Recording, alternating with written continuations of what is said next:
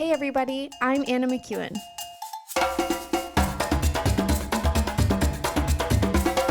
And now for Bob Switzer with the Epic Narrative. Good morning, everybody. Well, if it's morning to you anyways, if not, good afternoon, good evening, or good night. Hey, I heard from somebody today from South Africa that listens to the podcast. So, yeah, if you're from another country, even if you don't have a question, just send me a quick email at thebobswitzer.com and just say, hey, listening to you from, and give it to me. Man, I was like, South Africa, that's awesome. It is the power of technology to be able to travel the world. And I'm standing currently in the bedroom of my RV, living on the road, hoping someday to not have to do this. But that's another whole story. This is not what we're here for, Bob. This is not the Bob narrative. It's the epic narrative. And we're in the book of Leviticus. And I titled this one, This, Not That Rules, because that's pretty much what we're going to look at. Honestly, we're going to look at 3 chapters today. Don't give me that face, Bob. And it's mostly because I'm not going to go through every single thing that is written. I'm just not going to. It's those, if you want to break down every rule and why it's important and all that sort of thing, people have done that already. We have not looked at this book, and especially these 3 books, from the realm of being of God being good. We often look at it from God had rules and he wants to kill you if you break them. and we don't look at it that way. Why? Because we believe the Bible is the Word of God, and the Word of God is Jesus. And Jesus didn't go around killing everybody who broke rules. And that's really the short answer to the question. All right. Verse 1, chapter 11. The Lord said to Moses and Aaron, say to the Israelites, of all the animals that live on land, these are the ones you may eat. And that's where I'm going to stop for now. Why? Because the list goes on and on. The rules have a lot of interpretations, all right? But generally, the Jews' core belief regarding the clean and unclean animals was that the clean animals, the clean foods, would bring a greater spiritual awareness and elevate one up the ladder to be more like God. Now, that's well, okay. So by contrast, the dirty foods would deaden your spirituality, your spiritual awareness slowly. And it would do so in such a dirty foods would do so in such a way that you wouldn't even realize that you were spiritually dying or losing your ability to be aware of spiritual things until you became completely incapable of even perceiving spiritual things. And you would, in essence, be at a complete spiritual loss. Now, this, to me, this is big, because I'm not fully aware of all the implications of all of the chemicals that have been infiltrated into our food system. And I'm speaking specifically here in America. Now that I know that, we're international, there are countries that have some very strict rules regarding what's able to go into the food system. Here in America, that's not been true. Like we have an organization here, or at least at the time of this recording, we had an organization called the Food and Drug Administration that was supposedly their job was to make sure that the foods that we ate were clean and would be healthy. And now, after some research that I've done, it looks more like they were like the foods drugs to put in food type of organization. Like it's not been good ever since their existence. Like obesity has increased, cancer has increased, food allergies have increased.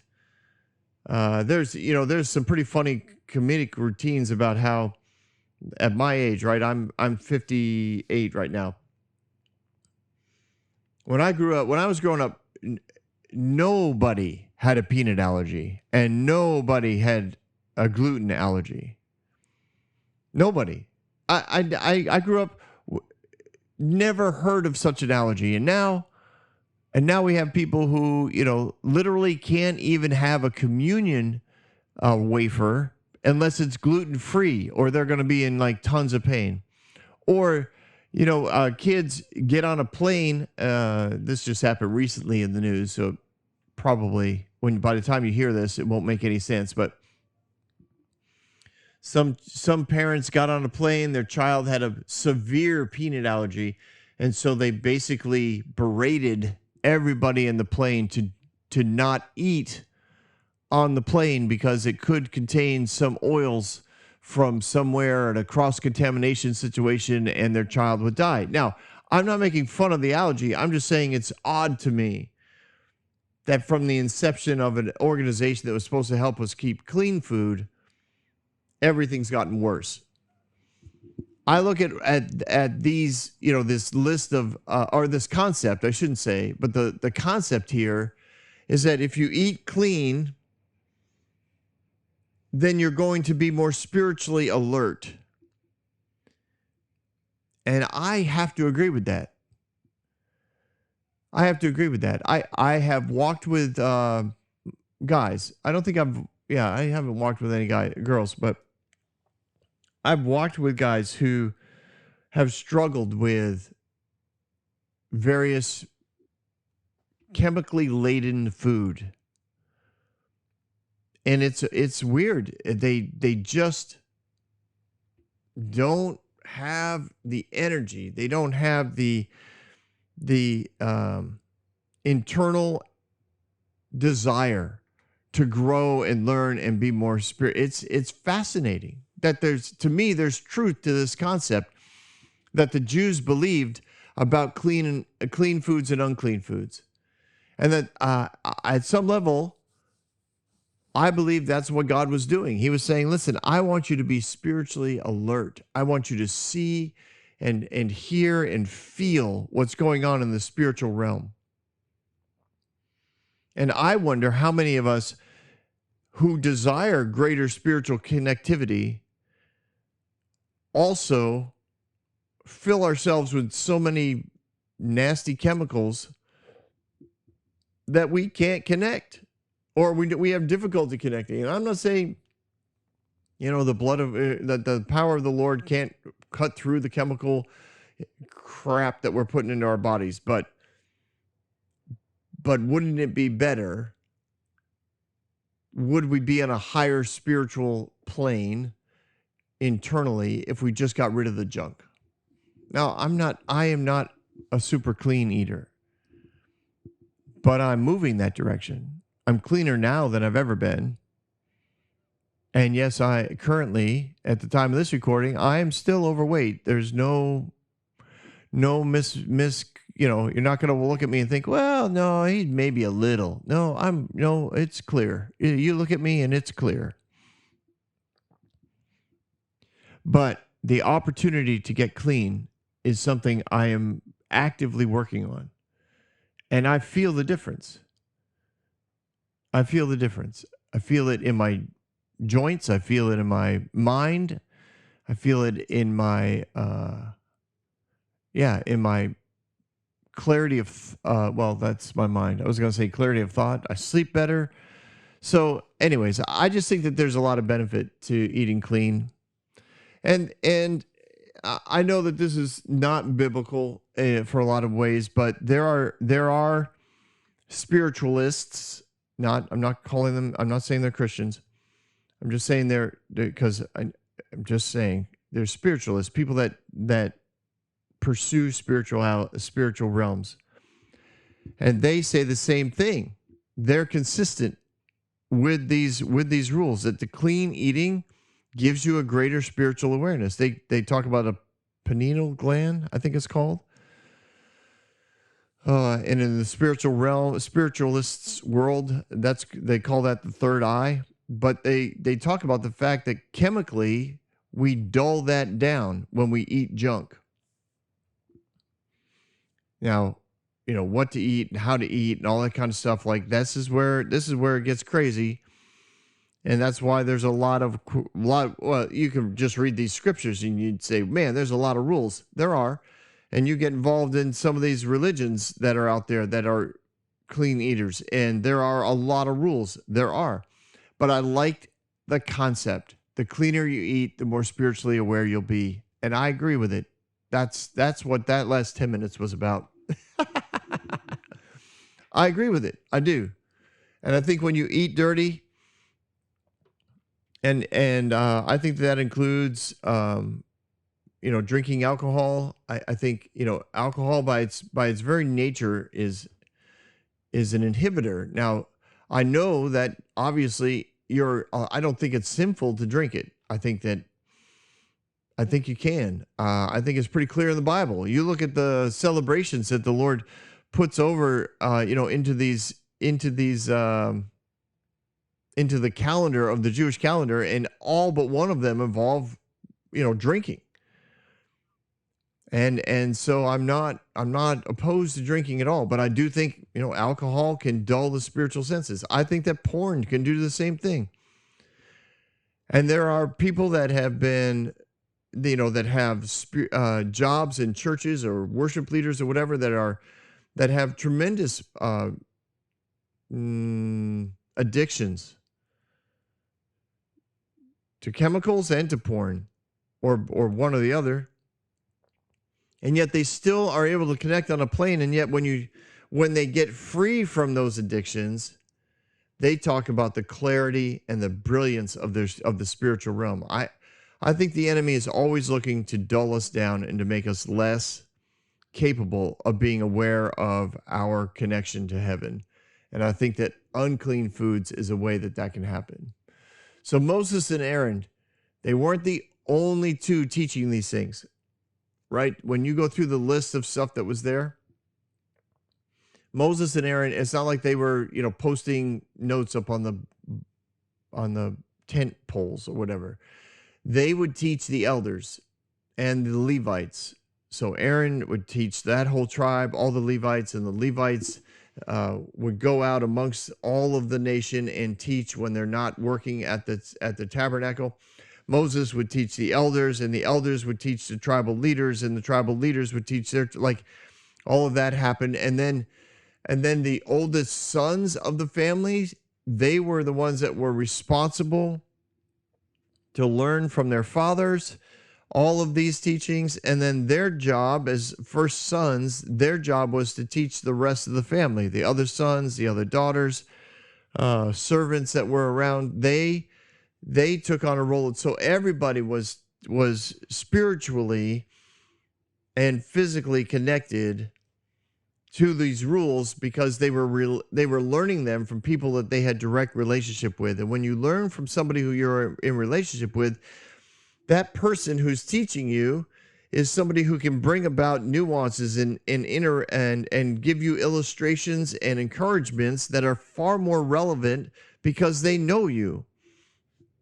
Which is one of the reasons why I believe that although there's nothing wrong with big churches, what the vital thing about the church is its ability to interact on a relational level. And there's a lot of people who run big churches, small churches, house churches that are not highly relatable, relational people. They're not pastors. And so the church sometimes, I think, can be difficult for people to really connect to, because you need relationship to connect. And I believe that the pattern that the Lord set up here was, hey, when you teach these things, teach them from a relational level. Aaron and Moses, teach the people that you spend time with, the leadership. Leaders, you go and teach those that you spend time with, head of households. Head of households, you spend time in teaching those that you spend the most time with, which would be your family, and specifically a firstborn son. And son, you teach your younger brothers and sisters, because you spend your most time. Like, it's all designed to be passed through family. And for a lot of leaders, right, that becomes really dangerous, because, well, what if you say something wrong? What if you use an illustration that I don't agree with? What if you refer to God in a manner that I don't think you should? Like, all of that is called control. And here we see the Lord saying it's all about family. It's about connection. It's about interaction. And I want it to be, I want it to go through the whole nation this way. Now, I do want to, I want to touch on this. Verse 8, you must not eat their meat or touch their carcasses. They are unclean to you. That word, do not touch, that phrase was referring specifically to during festivals. When God wanted a celebration, he wanted everyone to, quote, be clean. And so the idea that they could have, do all of life and never touch a dead animal or a carcass is, it's unreasonable. There's no way that was going to happen. Good grief, the whole offering system alone, everybody involved, every priest involved in that type or on those days or whatever, like, they're touching dead animals all day long. Like, well, those are offerings to the Lord. Yeah, I know, but they're still dead animals. So here the Lord, when you see that phrase, do not touch, he's really referring specifically to festivals. And I picked that up from Jewish writings, not from like breaking down the Greek, the Hebrew words there. You just have to look at the nuances of it, not the specific translation of the exact translation. All right. So in verses, we're gonna skip a little further. 24, verse 24. You will make yourselves unclean by these. Whoever touches the carcasses will be unclean till evening. Whoever picks up one of their carcasses must wash their clothes, and they will be unclean until evening. Every animal that does not have a divided hoof or does not chew its cud is unclean for you. Whoever touches the carcass of any of them will be unclean. And he continues. So the idea here is that touching carcasses caused the opportunities to pass on contamination. And these were ways to keep contamination from being passed on. If you touched an animal, you needed, if you had to drag a carcass, if you had to pick up a carcass, if you had to bury something, your lambs were giving birth and one of them came out stillborn, it was dead, but you're covered in it. The Lord's like, listen, you can't just walk around with that blood all over you. You need to wash your clothes. You need to clean up. You'll be fine by the end of the day. Just do the work necessary to get yourselves cleaned up. And it was the same way with vessels that carried food and vessels that carried liquid. There were lots of ways for those vessels to, quote, lose their cleanness, their cleanliness. That's because there were lots of ways to pass on bacteria and foodborne illnesses through the pots that carried liquid, especially because most of the pots were made out of clay, and the clay can be very porous, and things could soak into and become permanently attached to those walls. And so some vessels were specifically for certain types of liquids and foods, and others were not, you couldn't cross contaminate. And I think all of that makes sense to a lot of us. Right, but in verses 40 and 44, oops, why did I close this? Sorry about that. I'm going to go to verse 44. I am the Lord God. Consecrate yourselves and be holy, because I am holy. Do not make yourselves unclean by any creature that moves along the ground. I am the Lord God who brought you up out of Egypt. to be your God. Therefore be holy, because I am holy. Now, there's a lot of people who read those verses, and what they see is, if you don't obey the law, then you will become unholy, and you are called by God to be holy, just like he is holy, and he never breaks the rule. He never sins. He never has an impure thought. He never touches something he's not supposed to. He never. And you end up weighted down with this incredible burden of requirement that just becomes overwhelming. And any preacher can take those two verses and turn it into something that you feel horrid about by the end of the day. But I believe God's heart is for his people to feel so connected to him that they also understand that they are holy, because they become like him. All of these food rules are ways to keep the people spiritually aware and practically reminded that they are holy like God. And the relationship is without any blockage. Religion turned all those rules into bondage, into guilt, into a spiritual ladder that everyone had to keep trying to climb to try and get closer to God. But God's heart on this, I believe, is that, again, because it comes from Jesus, is that he wanted people to see that, listen, we can do this together. And every day you'll be reminded about how practical I am, how day to day I am in your life, how close I can be to you. Religion was like, hey, one wrong move by your hand or by your blade or by your foot, one misplaced piece of cookware, and your whole life is now not good enough to be close to God. We will, you will forever have to pay for that, for the decision that you made.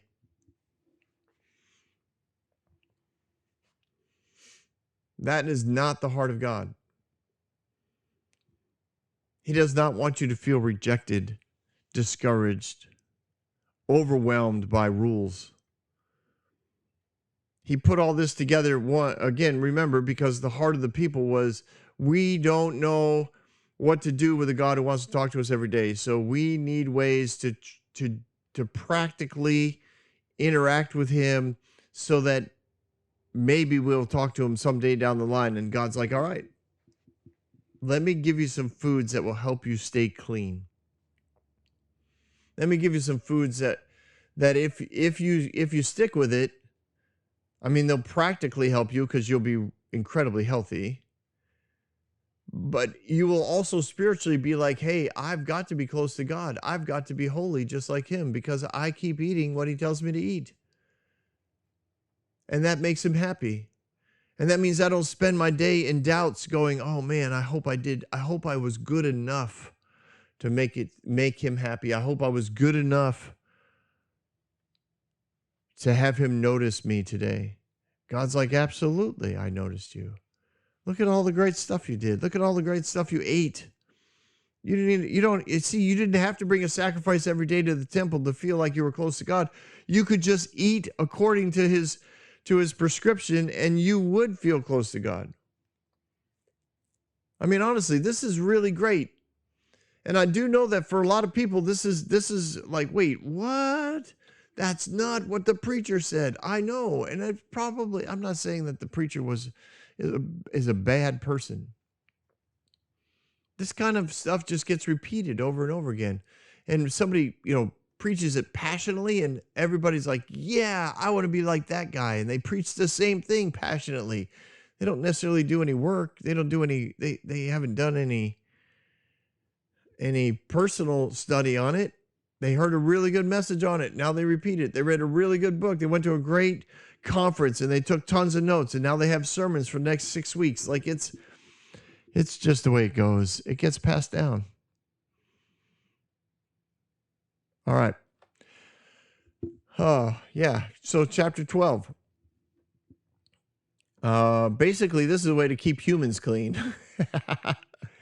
Lots of practical advice for germs and etc. What I kind of liked about this whole thing was or what stood out to me, I like it all, but what stood out to me was that the pregnancy, the birthing, protection for women, the honor that was given to them.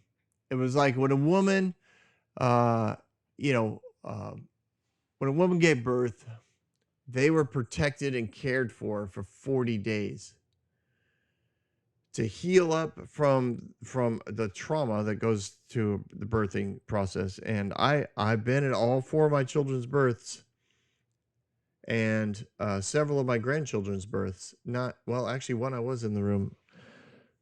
A couple of the others, I was in the house. They were doing home births. I was in the house during. That's I cannot explain it. There's no way for me even to guess what it's like. It's spectacular in every category, emotionally, physically, spiritually. But man, it is the body is it is traumatic. And I love that the Lord was like, you got 40 days to heal. You got 40 days to bond with your baby. Often they would be cared for by their daughters if they, had children already. They'd be cared for by, nieces or aunts. Sometimes they would have a birthing tent. Like there's some traditions teach that while in this time of movement in the wilderness, there was red tents that would go up in various areas, and that was where women would go when they were on their period. They would go in the red tent and sit, and then all the other women that were having their period would come and sit, and they would enjoy, in essence, some time off because they were considered unclean because they were bleeding. And they could sit and they could talk and they could interact with one another, and then when their time was up, they'd go back to the family. But birthing tents were the same way. And while you were recovering for 40 days, people would come and take care of you and host, to, in essence, host you, hold the baby, give you rest, let the baby would sleep with you. It was I don't know, I like it. To me, it's a place of great honor. And then it was, I forget, I believe if you gave birth, I know I could look it up. Bob's like, just read it, Bob. I'm like, I will. Okay, so next chapter, end of the chapter. There you go. If verse 5, if she gives birth to a daughter for 2 weeks, the woman will be unclean as during her period. Then she must wait 66 days to be purified from her bleeding. When the days of purification is done, for a son or daughter are over, she is to bring a priest to the entrance of the tent. So she came and gave her sacrifice. Basically, sorry, saying to the world, I gave birth. I remained, I've done my purification process. I'm clean. I can now interact and go about society without, you having to be worried whether or not you touch me. And the Lord was very adaptable on that. Like, bring a lamb. If you can't afford a lamb, bring a goat. If you can't afford a goat, bring bread. Like, there was just bring something that you can afford to let the priest know and therefore make a public announcement that everything you were required to do, you did. And I do know that women are resilient. I know that they can give birth and be back at home in 24 hours. I know that there are portions of the world where women have given birth while working. That was in agriculture. or wherever. Like they were pregnant, they worked, they, in essence, pushed out a baby, and then they, in essence, went right back to work. That's not the heart of the Father. The heart of the Father is to honor life and to care for and love the daughters who give birth. And chapter 13, it really speaks to skin diseases. And a lot of people believe that that's specifically leprosy, but historical teachings on it really don't see it that way. They seem to break it down like real specific, like color of the skin, when it changes colors, spots on the skin, what types of the spots, what do the spots look like? How are they raised? Are they flat? Are they circular? Are they oblique? I mean, do they cover the skin? And there were types of quarantines and ways to purify for each of those categories, and it gets detailed. It's surprisingly detailed. And there are people that have broke all that down, and they're like, wow, like not only is it surprisingly detailed, it's actually like medically incredibly accurate. But there was a belief of the Jewish teaching that if your skin was sick, your spirit was sick as well. And healing needed to come from the Lord. And part of that was you needed to read the Torah and get well inside so your skin would clean up on the outside. Now, I have to tell you a story. I still don't, I'll tell you a story, a personal story. I was working, I was family life associate pastor at a pretty large church, at least for that area of the country. It was about 800 people. And I was, in essence, the youth pastor, young adult pastor. So at some level, I determined that I was supposed to be funny all the time. And I am generally an extrovert. So it's a pretty easy combination to go after. And I was having a great time. And on this particular, what I think happened is this. I said something very rude to a woman about her husband. I thought it was funny, but I'll tell you the rest of the story. So I said this, what I thought was funny to this wife and mom, and I knew her well enough that obviously I felt comfortable enough saying something about her husband. I don't just blurt out that kind of stuff to people. And she laughed and I laughed and we went about our day. And then I don't know the timing of it, but I broke out in hives, like from the top of my ankle to my shoulder, to my collarbone, and down my arms to the end of my, like almost to my wrist. So basically, if I wore pants and a long sleeve shirt, you'd have no idea. But I was covered in these things, and we didn't know what it was. We didn't know, obviously you go through all kinds of stuff. Is it the laundry soap? Is it the food? Did I eat something? Did I roll in something? Yeah. Did I change my soap? Did I change my shampoo? Is the water going bad? There's no one else in the house that's bothered by anything. So options were getting smaller, if you know what I mean. And I'm focusing on all of the externals. And in the externals, nothing's coming up. So, it takes me a while to catch on to things, but eventually I'm like, maybe it's spiritual. So I go to God. And the only thing that I keep, that kind of pops up several times, because I asked him a number of days, was this comment that I made to this woman that I thought was funny and she laughed at. So I also, during that time, went to an allergist, right? And he did one of those charts on your back.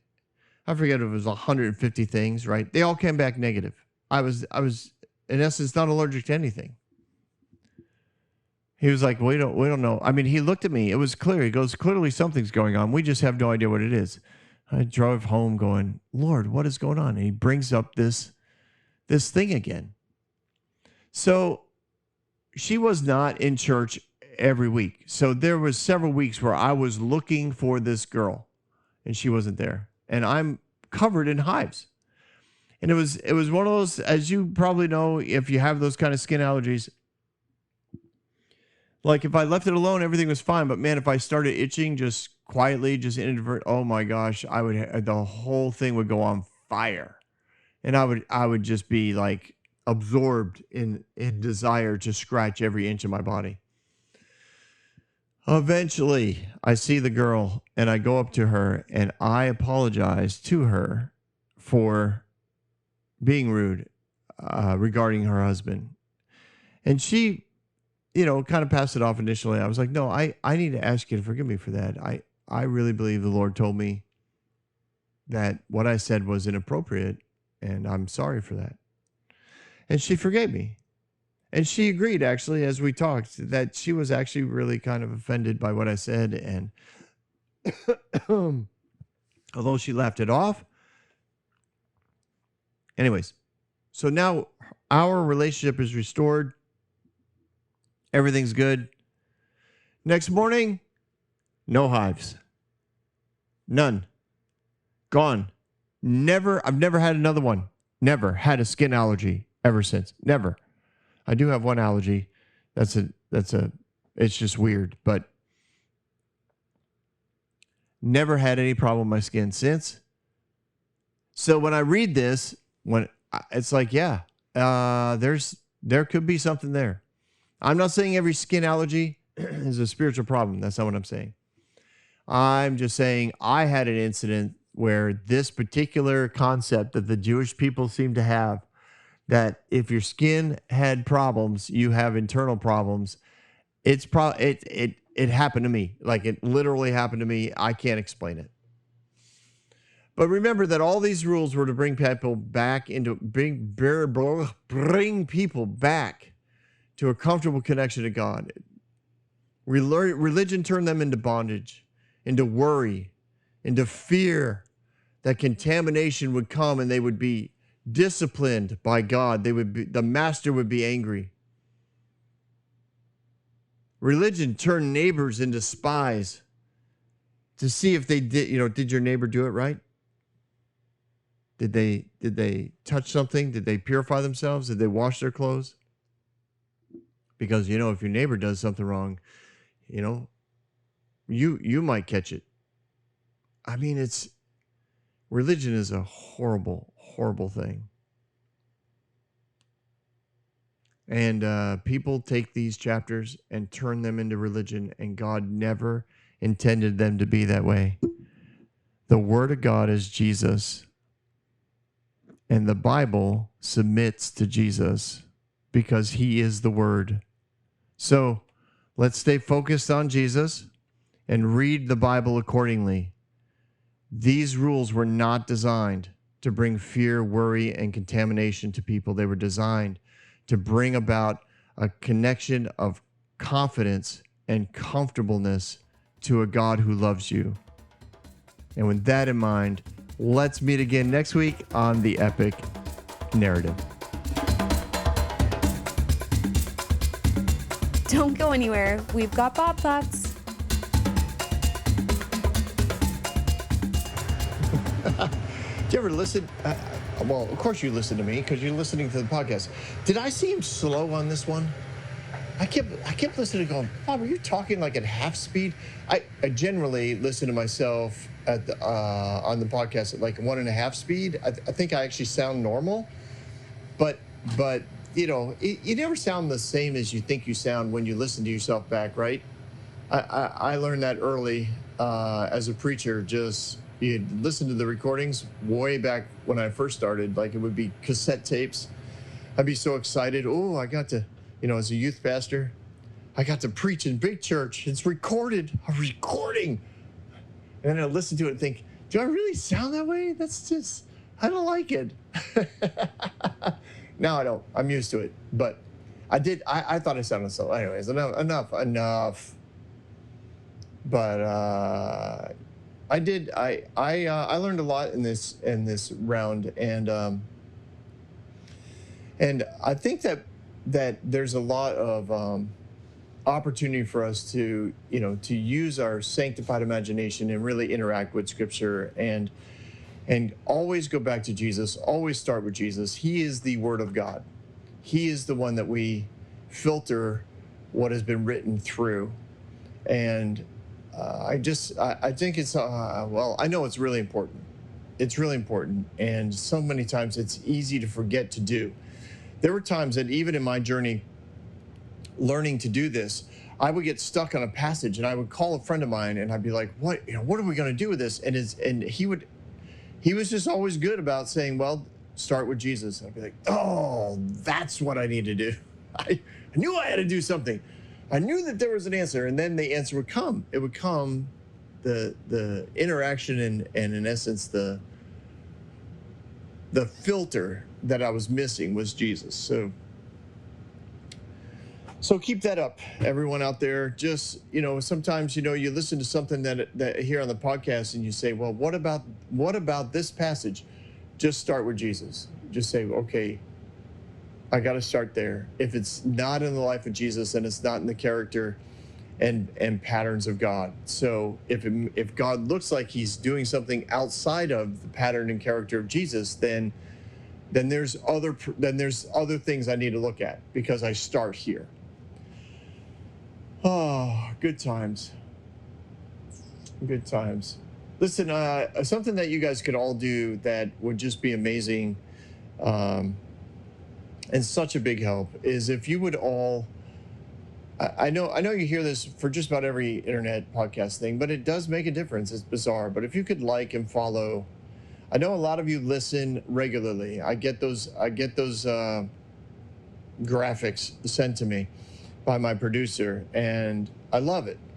We have a couple thousand people a month listening, which is awesome. But we don't have that many that actually like and follow our show. So if you could do that, it makes a difference in the way that our podcast is handled on the platforms. So if you could, that would be awesome. It would mean a lot to us and to the overall production of the show. So thank you guys if you could do that. And of course, you could also support it. You can do it monthly.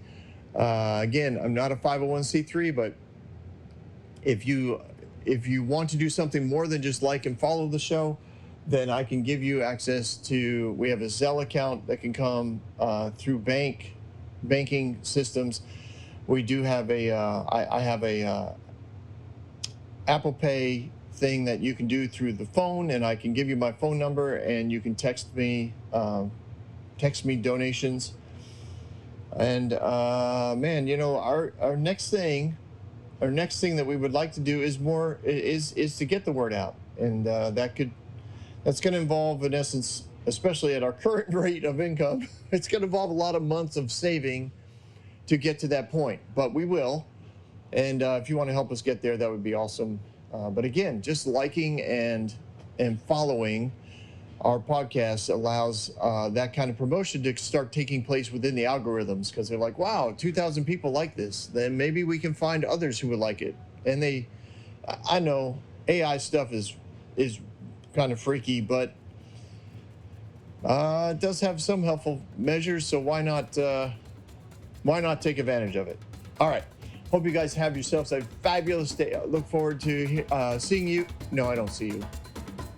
I hear from you. I look forward to hearing from you, and looking forward to you stopping by again next week on The Epic Narrative.